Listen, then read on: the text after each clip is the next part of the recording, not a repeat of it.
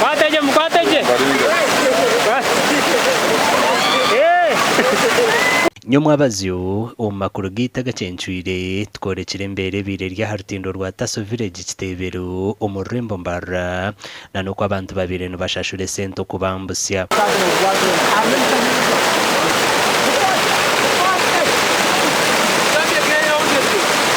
Erizuba twacera harutindoro kandi twaza kushikiraho twashanga mizigarire garutwire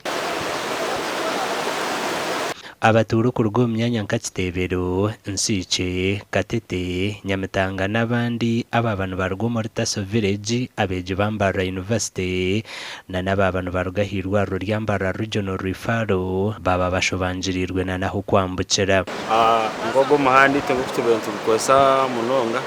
tukore mirimo yitu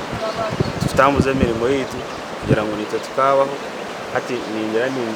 mureba kumurabe numureba abana bisomero bakampasa bona umuhanda nigogo gubyo ni barabaho bako bataka bwene sente za government ko nshaka kwa tine sente zo korora tindoro ariko rondwetaga sente nyamwinja ko rushenkire kubi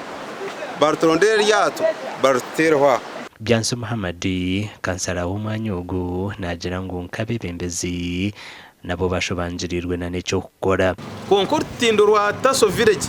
orono tindoro hango amazima garugo no budget turwinemu kureka tubihizira ekikirizi nteko kureka ngo twarutamu kandi twatere mikono central government yatuyamba aho kwanka city tekabasa kurukora okuruga hatwe kwishebiri 15 byo kwezoko ora abayetekero umwegego gw'umugera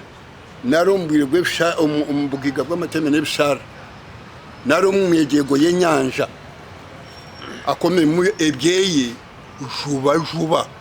abo kuba eginendozo